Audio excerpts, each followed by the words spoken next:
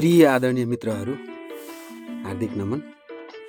म यहाँहरूलाई आज चाहिँ महाकवि लक्ष्मीप्रसाद देवकोटाको बारेमा केही जानकारी दिन गइरहेको छु। लक्ष्मीप्रसाद देवकोटालाई विक्रम सम्वत 2015 सालमा क्यान्सर लागेको थाहा भएको थियो। 2016 सालमा उपचारका लागि सुरुमा भारत लगियो। त्यहाँ उनको आन्द्रा काटियो। पछि रुस लगियो। रुसका चिकित्सकहरूले सबैलाई गाली गरे। उनको आन्द्रा काट्नै पर्ने थिएन। रोग लागेपछि उनको जीवन थप कष्टकर बन्यो। भारत लगेर ठुलो आन्द्राको 3 इन्च निकालेपछि उनलाई आफू मृत्युको मुखमा आएको पक्का भएको थियो। त्यसपछि उनी रातभर जागरण बसी आफ्ना रचना गर्न थाले। आफ्नो रोगको उपचारका लागि आवश्यक औषधि खरिद गर्न नसकेको दाबी गरेको पाइन्छ। यसबाहेक उनले खाना समेत किन्न निकै सङ्घर्ष गरेको हामी पढ्न पाउँछौँ। शान्त भवन अस्पतालमा रहँदा उनले आफ्ना साथी हरिश्रेष्ठलाई चिठीमा लेखेका थिए, जुन यस प्रकार छ: मृत्यु मेरो अगाडि छ, म आकाशमा नक्षत्रहरू खोज्छु तर भेटिन, म आफूलाई शान्ति दिन सक्दिन, म उठ्न सक्ने भए म आफू र आफ्ना बच्चाहरूलाई मार्ने थिएँ। जीवनभर उनले भगवान मानेनन्। आर्यघाटमा उनले भने, मैले आफ्नो जिन्दगी हरिनाम नजपेर नास्तिक भएर बिताएछु। अब जान आँटिहाले। अनि उनले जीवनको शाश्वत आध्यात्मिक कुरा कविता मार्फत यसरी व्यक्त गरे। शान्त भवनमा उनलाई हेर्न भिड लाग्ने गर्थ्यो। एक दिन राजा महेन्द्र उनको स्वास्थ्यबारे जानकारी लिन आएका थिए। राजाले महाकविलाई सोधे, तिमीलाई के चाहिन्छ? त्यति बेला देवकोटाले भने, केही चाहिँदैन सरकार, एउटा चुरोट भए पुग्छ। त्यसपछि राजाले डुमरिया ब्रान्डको चुरोट खल्तीबाट निकालेर दिए।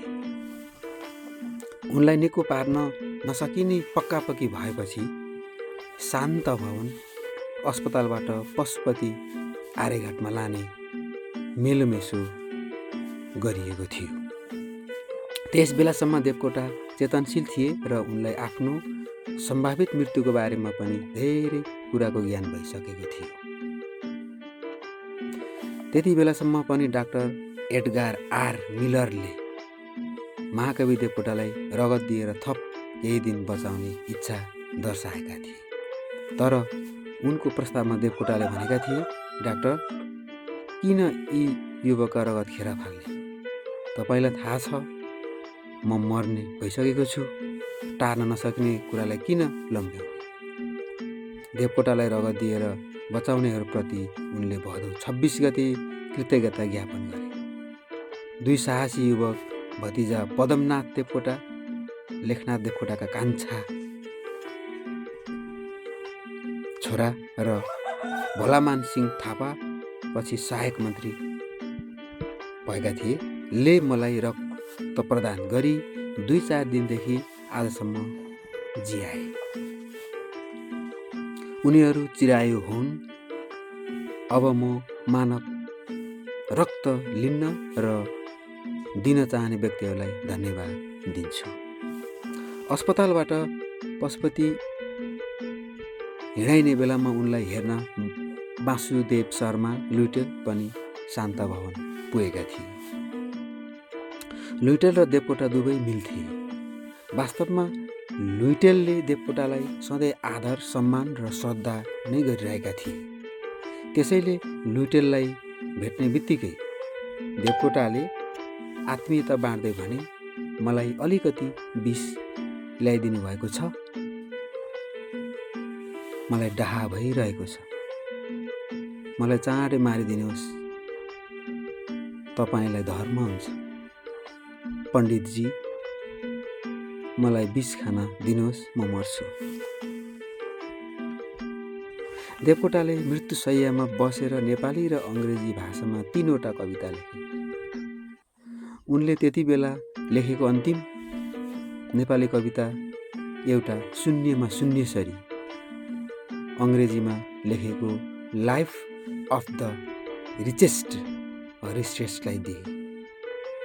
साथै उनले अङ्ग्रेजी भाषामा लेखेको अन्तिम कविता प्रिमिथियन पेन आई बियर चाहिँ डाक्टर एडगार आर मिलरलाई दिएका थिए। देवकोटा अस्पतालको शय्याबाट छटपट नै गरिरहेका थिए। उनको वेदना, चित्कार र अवस्था देख्ने जति सबैका आँखा त्यस बेला रसाइरहेका हुन्थे। उनी क्रन्दनको ज्वाला फुटाएर भनिरहेका थिए, म किन बाँचिरहेको छु। आर्यघाट लाने बेलामा उनलाई सेतो भोटो र सुरुवाल फेराइएको थियो।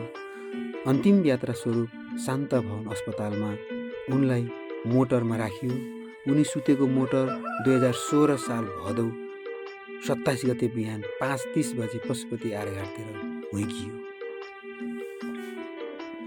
त्यति बेला आफन्त माझ उनले भनिरहेका थिए, अब म 24 घण्टाभन्दा बढी बाँच्न पाउँदिन। उनको मृत्युलाई यति तमासा बनाइयो। रोगले थलिएर हाडछाला मात्र भएको देवकोटाको फोटो खिच्ने र कविता वाचन गर्न लगाइने काम भयो।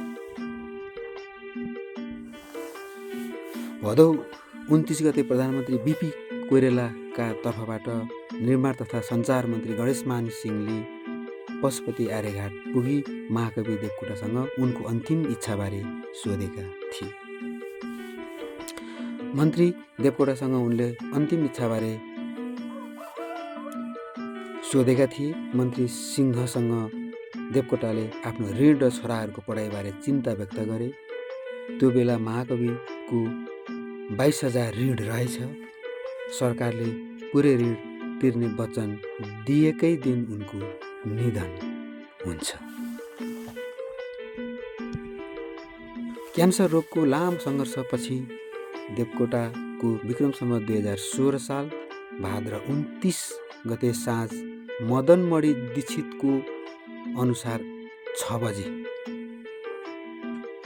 काठमाडौँको पशुपति नाथ मन्दिर स्थित बागमती नदीको किनारमा रहेको आर्यघाटमा निधन भएको थियो।